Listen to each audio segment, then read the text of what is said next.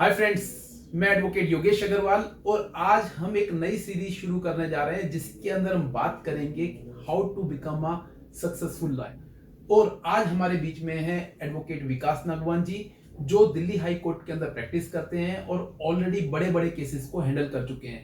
आज हम इनसे जानेंगे कि अपने कैरियर के अंदर इन्होंने क्या चैलेंजेस फेस करे और स्टूडेंट्स को अगर लॉ प्रैक्टिस के अंदर आना है या लॉ के अंदर जॉब करनी है, आपको वकालत करनी है या कोई अगर जॉब भी करनी है, नौकरी भी करनी है लॉ फील्ड के अंदर, तो किन चीजों का विशेष करके ध्यान रखना है।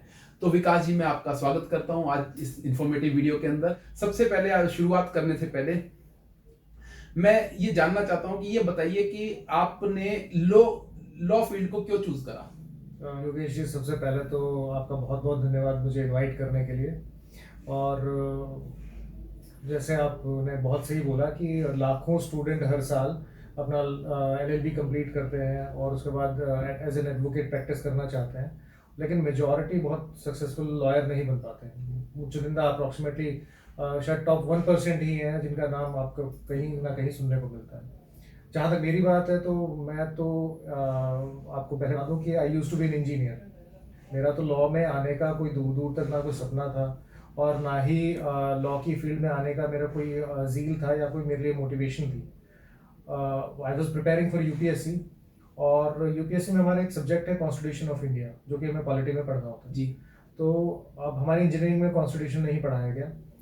और जब मैं UPSC की तैयारी कर रहा था तो तैयारी करते करते प्रिपरेशन के टाइम पे जब कॉन्स्टिट्यूशन ऑफ इंडिया के बारे में पढ़ना शुरू किया तो I was so much in love with that law कि एक भारत का संविधान जो है जिसके बेस पे सारे कानून बनते हैं और उसमें इतनी अच्छी अच्छी चीज़ें लिखी हुई हैं। हमारे सारे फंडामेंटल राइट्स वही हैं, DPSP वही हैं, प्रेसिडेंट प्राइम मिनिस्टर की सारी पावर्स हैं। और मुझे लगा कि this field is for me. तो मैंने अपने सब कुछ छोड़ के then I took admission in LLB। और काफ़ी डांट पड़ी थी घर पे, क्योंकि हमारे मिडिल क्लास फैमिली में होता क्या है कि बच्चा जब थोड़ा सा बड़ा होता है तो कहते हैं कि भाई तू कोई ऐसी डिग्री कर जिससे तुझे नौकरी मिले। और मैं अकेला ऐसा था कि जो सब चीज़ें छोड़ के कहा कि नहीं, कि मैं तो प्रैक्टिस करूंगा, मुझे लॉयर बनना है, क्योंकि यही काम है जो मैं कर सकता हूँ और यही चीज़ मुझे अच्छे से अट्रैक्ट किया। मतलब ये जो संविधान, हम भारतीय संविधान ने जो चीज़ें उसमें लिखी थी वो मुझे इतना अट्रैक्ट किया उन सब चीज़ों ने कि मुझे कुछ और समझ ही नहीं आया करने के लिए। मेरे को ये बताइए विकास जी, आपको कितना समय इस फील्ड के अंदर हो गया और किस तरह के केसेस आप हैंडल कर रहे हैं। योगेश जी, मैं लगभग 10 साल हो चुके हैं मुझे। और मैं पार्टिकुलरली क्रिमिनल लॉ और आर्बिट्रेशन लॉ की प्रैक्टिस करता हूँ। आई एम ऑल्सो, जैसे आपको पता ही है, I am also running law firm juris law offices, national level law firm है। और हमारे लॉ फर्म में मतलब हम बाकी सिविल और मैट्रिमोनियल डिस्प्यूट्स हैं उसको भी टैकल करते हैं। तो आपको क्या लगता है विकास जी, किस तरह के स्किल्स होने चाहिए कि एडवोकेट को अपने पास किस तरह के स्किल होने चाहिए सक्सेसफुल एडवोकेट बनने के लिए? आपके हिसाब से क्या स्किल्स होने चाहिए एडवोकेट के अंदर? ये योगेश जी, सक्सेस का कोई क्राइटेरिया नहीं होता जी। तो हम किसी मापदंड पे तो ले नहीं सकते कि सक्सेसफुल का मतलब क्या है और कितना आगे बढ़ने के बाद लॉयर को सक्सेसफुल माना जाता है। हाँ, लेकिन ये है कि अगर आपको एक अच्छा लॉयर बनना है, किसी लॉ स्टूडेंट को अगर अच्छा लॉयर बनना है तो उसके लिए 3-4 ऐसी चीज़ें हैं जो उसको अपने दिमाग में रखनी पड़ेंगी। क्योंकि जब हम लॉ की डिग्री कर रहे होते हैं तो हमें कोई नहीं बताता कि हमें कोर्ट में किस तरह की चीज़ों की ज़रूरत पड़ेगी। एक तो एक अच्छा लॉयर जो है उसमें पेशेंस बहुत होनी चाहिए, क्योंकि हर केस में उसे ऐसी सिचुएशन देखने को मिलेगी जो उसने सोची भी नहीं है। ऐसे सवाल उठेंगे जो वो जिसका आंसर उसे ढूंढना भी पड़ेगा और कई बार मिलेगा भी नहीं। तो और कई बार हमारे जो जुडिशियल ऑफिसर्स हैं बहुत काबिल हैं और वो कई बार ऐसी सिचुएशन भी क्रिएट कर देते हैं कि जिसमें लॉयर फ्रस्ट्रेटेड फील करता है और गुस्सा भी आता है, तो उसको पेशेंस यूज नहीं करनी। दूसरा, पढ़ने की आदत होनी चाहिए, क्योंकि लॉ आपको पता है this is ever changing subject. 3 महीने पहले हमारे फार्मर्स लॉ जो बिल थे वो एक्ट में कन्वर्ट हो गए और पिछले 1.5 महीने से उसके ऊपर एक बड़ी, कहते हैं ना, बॉर्डर बंद है दिल्ली के, बड़े इशू चल रहा है। लेकिन दिस इज न्यू लॉ और एक लॉयर को अगर कुछ आगे बढ़ना है तो उसको अपने आप को अपडेट रखना पड़ेगा हर उस लॉ से, हर उस एक्ट से और हर उस जजमेंट से, एटलीस्ट जो उसकी फील्ड की है, जो उसके केसेस को इफेक्ट करती हैं। मेरे को ये बताइए, अगर कोई लॉ स्टूडेंट है और उसको इस फील्ड में आना है, एडवोकेसी की फील्ड में आना है, तो क्या आपको लगता है कि उसको पहले किसी सीनियर को ज्वाइन करना चाहिए या वो डायरेक्ट प्रैक्टिस स्टार्ट कर सकता है? और हमारे कानून में कहीं नहीं लिखा कि कोई स्टूडेंट डायरेक्ट प्रैक्टिस ना कर सके, लेकिन क्या होता है कि जो हमारी बुक्स में लिखा है और जो प्रैक्टिकल प्रोसीजर कोर्ट में चलता है उसमें बहुत डिफरेंस है। तो सबसे पहले हर लॉ स्टूडेंट को कोशिश करनी चाहिए कि जब वो एलएलबी कर रहा है तो उस टाइम वो अच्छे लॉयर, अच्छी लॉ फर्म में जाए और वहाँ इंटर्नशिप करे, वहाँ देखे कि माहौल कैसा है, किस तरह से रिसर्च होती है, ड्राफ्टिंग कैसे होती है, कोर्ट में क्लरिकल काम कैसे होता है। ध्यान रखिएगा कि एक लॉयर का मतलब है he should know everything under this sun, क्योंकि उसके क्लाइंट ये एक्सपेक्ट नहीं करते कि आप क्रिमिनल लॉ की प्रैक्टिस करते हैं और मेरे घर में मैट्रिमोनियल डिस्प्यूट है तो मैं आपसे एडवाइस ना करूं। वो चाहेगा कि मेरे जो लॉयर हैं वो मुझे एडवाइस कर सकें। तो एक लॉ स्टूडेंट को पहले इंटर्नशिप पे ध्यान देना चाहिए, और जब इंटर्नशिप कंप्लीट हो जाती है तो उसको कम से कम 3 साल, 2 से 3 साल किसी अच्छे लॉयर को या फिर किसी अच्छी लॉ फर्म में जॉब करनी चाहिए।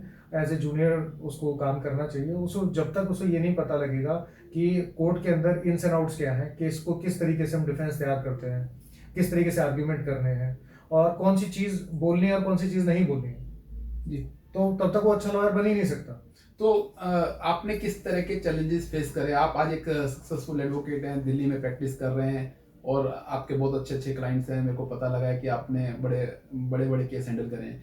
लेकिन जब आपने अपनी वकालत शुरू करी तो आप किस तरह के चैलेंजेस फेस करने पड़े, और क्या आप स्टूडेंट्स को सलाह देंगे उनको इस तरह के चैलेंजेस ना फेस करने पड़े और उनको इस चीज़ से जल्दी वो इस चीज़ से निकल पाए? देखिए, सबसे बड़ा चैलेंज तो ये रहता है कि जो हमारी लीगल कम्युनिटी है और उसके अंदर कोई हाथ पकड़ के सिखाएगा नहीं जी, ठीक, सबसे बड़ा चैलेंज है। और दूसरी चीज़ क्या होती है कि जो चीज़ें हमने एलएलबी में की पढ़ी थी और उसको जब हम प्रैक्टिकली देखते हैं चीज़ों को तो बहुत डिफरेंस, ज़मीन आसमान का फ़र्क है। कई बार तो लगता है कि बुक में लिखा ही नहीं था, क्योंकि होता सारा वहीं से, और उसको किस तरीके से इम्प्लीमेंट करना है। दूसरा चैलेंज जो मेरे सामने आता है वो किसी भी लॉ स्टूडेंट के लिए आता है, वो लैंग्वेज का रहता है। हर किसी को पता है कि मुझे बोलना क्या है, लेकिन जब कोर्ट में ये पता लग जाए कि मुझे क्या नहीं बोलना है तो आप सक्सेस की सीढ़ी चढ़ना शुरू करते हैं।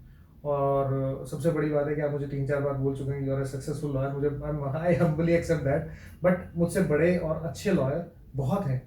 बहुत सारे ऐसे लॉयर्स हैं, जैसे राम जेठमलानी साहब अभी नहीं है, उनकी जजमेंट हम आज भी पढ़ते हैं। ऐसे बहुत सारे लॉयर्स हैं और हमारे डेजिग्नेटेड सीनियर्स हैं, सबको ये प्रॉब्लम फेस करनी पड़ती है।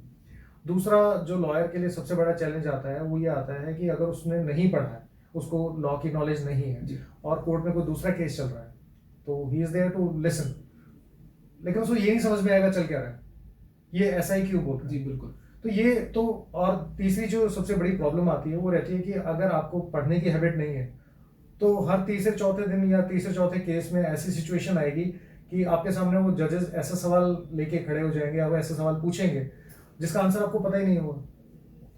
मेरे को ये विकास जी के एक लॉ स्टूडेंट को पर्टिकुलर कोई स्पेशलाइजेशन करनी चाहिए या किसी पर्टिकुलर लॉ के अंदर प्रैक्टिस करनी चाहिए, या सभी तरह के केसेस को शुरुआत से लेना चाहिए? क्योंकि एक बड़ा भ्रम है लोगों के बीच में कि मैंने स्टूडेंट्स को बात करते सुना है, भाई मैं तो क्रिमिनल प्रैक्टिस ही करूंगा, मैं सिविल की ही प्रैक्टिस करूंगा। तो आप क्या एडवाइस करेंगे स्टूडेंट्स को आज की डेट में? उनको अगर अपने कैरियर के अंदर प्रैक्टिस करनी है तो क्या उनको पहले दिन से ही एक स्पेशलाइजेशन के अंदर जाना चाहिए या उनको पहले दिन से सभी तरह के केसेस के अंदर अपने आप को इन्वॉल्व रखना चाहिए? देखिए, मैंने जैसे अभी थोड़ी देर पहले बताया, सबसे बड़ी प्रॉब्लम क्या होती है कि जब किसी लॉयर के पास कोई क्लाइंट आता है, तो मान लीजिए किसी क्रिमिनल लॉ की बात करते हैं तो बहुत सारे ऐसे क्रिमिनल केसेस हैं जिसमें पैसा इन्वॉल्व होता है, जिसमें प्रॉपर्टी इन्वॉल्व होती है और कई बार फैमिली डिस्प्यूट्स इन्वॉल्व होते हैं।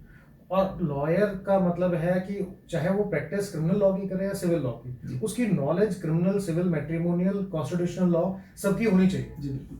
उसको पता नहीं कि उसको कैसी कौन सी सिचुएशन फेस करनी पड़ेगी या किसी केस में ऐसी कोई ऐसा कोई सवाल उठ जाएगा या ऐसा कोई पॉइंट आ जाएगा जिसके लिए उसे फिर किसी सिविल लॉ की ज़रूरत पड़ेगी।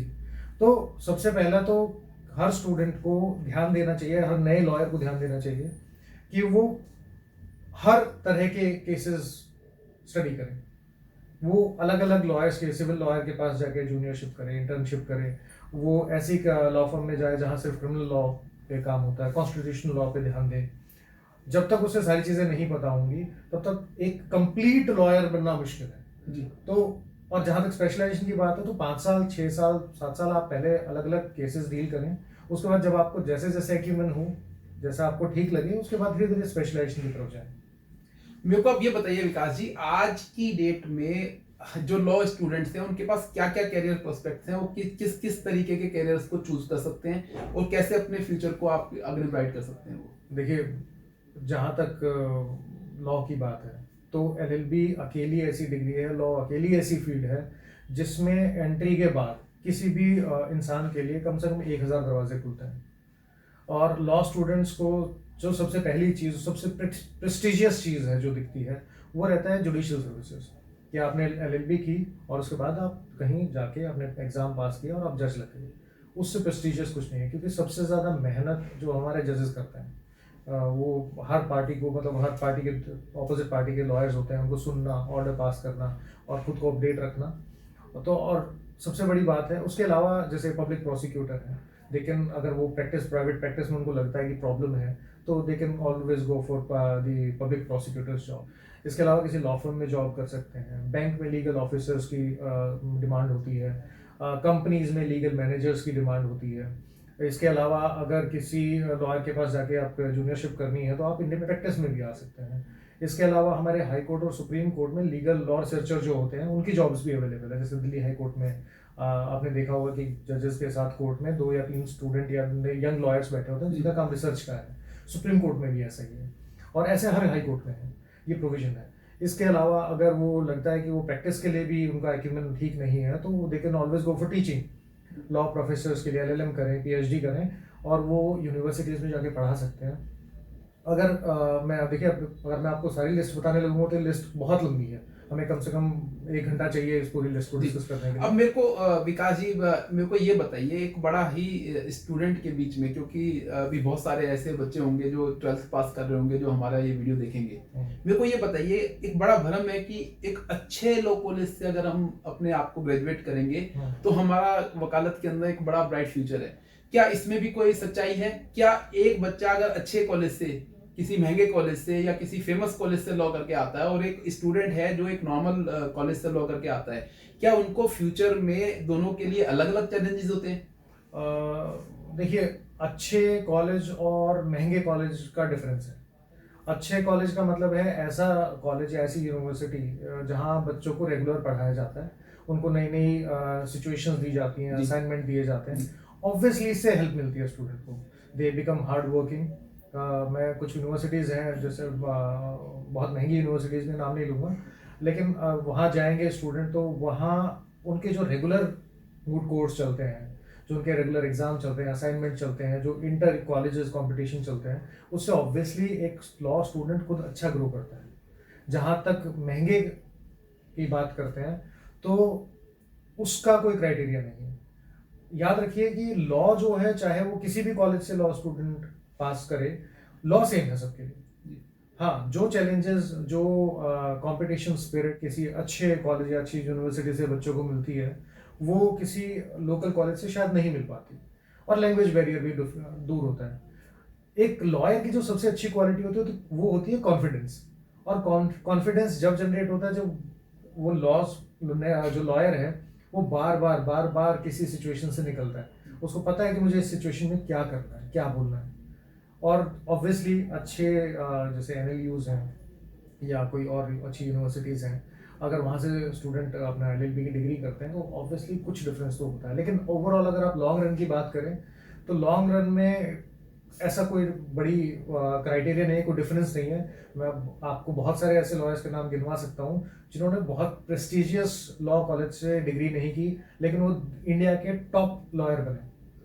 मेरे को ये बताइए, एक अगर लॉ ग्रेजुएट है तो उसको आज की डेट में ग्रेजुएशन करने के बाद, अपनी लॉ ग्रेजुएशन कंप्लीट करने के बाद क्या सैलरी आज की डेट में उसको मिल सकती है, और क्या उसके अंदर ऐसे स्किल्स होने चाहिए कि मिनिमम इतनी सैलरी तो मिलेगी? देखिए, ये ना बड़ा डिफ़िकल्ट क्वेश्चन है। डिफ़िकल्ट इसलिए क्योंकि जब लॉ स्टूडेंट लॉयर बनता है तो लॉयर बनने के बाद उसको, क्योंकि उसने फीस दी होती है कॉलेज में, तो उनके मन में, कॉलेज वाले भी, प्राइवेट यूनिवर्सिटीज़, प्राइवेट कॉलेजेस उनके दिमाग में भरते हैं कि आपको जॉब करनी है, अच्छी सैलरी लेनी है, चाहे लॉ फर्म में जाएँ, चाहे प्रैक्टिस में जाएँ या किसी और जगह जॉब करें। लेकिन अगर अच्छा लॉयर बनना है तो सैलरी की बजाय या पैसे की बजाय लॉ स्टूडेंट को ध्यान देना चाहिए सीखने पे। अगर वो अच्छे कम टाइम में अच्छी चीज़ें सीख पाए, तो लॉन्ग रन में उनको जो प्रॉब्लम फेस करनी है, एक अच्छा लॉयर बनना है और कोर्ट में खुद को रिप्रेजेंट करना है, अपनी खुद की स्टैंडिंग बनानी है, तो उसमें बहुत हेल्प मिलेगी। हाँ, बहुत सारी LLPs हैं जो बहुत क्लरिकल जॉब करवाती हैं, आपके एग्रीमेंट ड्राफ्टिंग है, उसमें कोर्ट रूम एक्सपीरियंस ही नहीं है। और जब तक आप कोर्ट रूम एक्सपीरियंस नहीं लेंगे तब तक लॉयर तो ठीक है कि आपको डिग्री मिल गई, सब चीज़ें हैं और आप एक वन साइडेड प्रैक्टिस करते हैं, लेकिन एक ओवरऑल कंप्लीट लॉयर बनने के लिए आपको कोर्ट रूम एक्सपीरियंस लेना पड़ेगा। तो लिटिगेशन का एक्सपीरियंस लें, सैलरी पे ध्यान ना दें शुरुआत में, बाकी तो हर लॉ फर्म, हर लॉयर का अपना स्टैंडर्ड है। जब इंटरव्यू देंगे, और बच्चे की खुद की काबिलियत होती है, जब वो आते हैं तो इंटरव्यूज़ लेते हैं। मेरे पास भी कम से कम हर साल में 600 रिज्यूमे आते हैं बच्चों के, 600 से 700, और उसमें से मुश्किल से हम 2 या 3 को सिलेक्ट करते हैं। तो ये लॉ फर्म के लिए भी बड़ा चैलेंजिंग होता है। वो they also want good lawyers in their law firm, तो फिर बाद में उनके लिए मैटर भी नहीं करता उतना पे करते हैं। तो दोस्तों, आज हमने देखा किस तरीके से विकास जी ने बताया उन्होंने अपनी लाइफ के अंदर क्या चैलेंजेस फेस करे और क्या जरूरत है एक सक्सेसफुल एडवोकेट बनने के लिए। लास्ट में विकास जी से जानना चाहता हूँ, आप दर्शकों को बताएं कि क्या ऐसे 5 चीजें, कम से कम 5 चीजें ऐसी बताएं जो एक लॉ स्टूडेंट को हमेशा ध्यान में रखनी चाहिए एक सक्सेसफुल एडवोकेट बनने के लिए, प्लीज। सबसे पहले तो एक लॉ स्टूडेंट को लैंग्वेज पर कमांड रखनी बहुत ज़रूरी है। हम बहुत बार भूल जाते हैं कि कोर्ट में हो या क्लाइंट के सामने या दूसरे लॉयर से बात करते टाइम आपकी कम्युनिकेशन स्किल्स जो हैं वो मैटर करती हैं सबसे ज़्यादा। तो लैंग्वेज पर कमांड पहली चीज़ है। दूसरा, पढ़ने की हैबिट होनी चाहिए। आपको रोज़ you have to keep your self updated, रोज़ कुछ ना कुछ नया पढ़ना है, नई चीज़ें सीखनी है, वो हैबिट बहुत ज़रूरी है। तीसरा जो है वो आपका एटीट्यूड मतलब कि गो फॉर इट। ऐसा नहीं है कि मेरे सामने कोई सिचुएशन आ गई तो मैं उससे जी चुराऊं या फिर मैं सोचूंगी अब मुझे नहीं पता है, मैं डरूं उस चीज़ से। उसमें जब तक आप किसी से पूछ के या फिर पढ़ के जब तक उसमें जाके करेंगे नहीं कुछ, तो उसको सीखना बहुत मुश्किल है। इसके अलावा लॉ पर कमांड, क्योंकि everything is bound by law. हर कोई, चाहे वो आपके क्लाइंट हो, चाहे जजेस हों, चाहे ऑपोजिट काउंसिल हों, everybody would be talking about law. तो देयर इज नो एक्सक्यूज। और जो सबसे लास्ट, जो सबसे इंपॉर्टेंट चीज़ है, be honest with your self. आप, हर आदमी को पता होता है, हर किसी इंसान को पता होता है कि मैं कितने पानी में हूँ, मैं कितनी मेहनत कर रहा हूँ, मैं कहाँ कमी छोड़ रहा हूँ, कहाँ मेरी गलती है। तो आप खुद से ऑनेस्ट रहें, खुद से झूठ ना बोलें। और जैसा मैं बार बार बोलता हूँ कि सक्सेस का कोई क्राइटेरिया नहीं है। कोई कम केसेस करने के बाद भी खुद को सक्सेसफुल कैटेगरी में लेके आ सकते हैं, और कोई बहुत सारे केसेस करने के बाद भी हम उनको सक्सेसफुल नहीं बोलते हैं। तो मेरे हिसाब से अगर स्टूडेंट खुद के साथ ऑनेस्ट रहें, मेहनत करें, और क्योंकि मेहनत का कोई ऑल्टरनेट नहीं है जी। बहुत सारे केसेस में ऐसा भी होगा कि लॉ स्टूडेंट्स को ना ऐसे ऑपोजिंग काउंसिल मिलेंगे जिनको 20 साल का, 25 साल का एक्सपीरियंस है, और वो एक्सपीरियंस को बीट करने का सिर्फ एक ही तरीका है, मेहनत करें। बहुत बहुत धन्यवाद विकास जी, आज आप हमारे चैनल पे आए और स्टूडेंट्स को आपने ये जानकारी दी। तो दोस्तों, अगर आज का वीडियो आपको पसंद आया तो इसको लाइक कीजिए, अपने फ्रेंड सर्कल में ज्यादा से ज्यादा इसको शेयर कीजिए, और अगर आपका इस वीडियो से रिलेटेड कोई भी क्वेश्चन है मेरे को कमेंट बॉक्स में लिखिए, मैं जल्दी से जल्दी आपके सारे क्वेश्चंस का आंसर करने की कोशिश करूंगा। आने वाले टाइम में मैं आपको और भी इंफॉर्मेटिव वीडियो से अवगत कराता रहूंगा। स्वस्थ रहें, सेफ रहें। जय हिंद।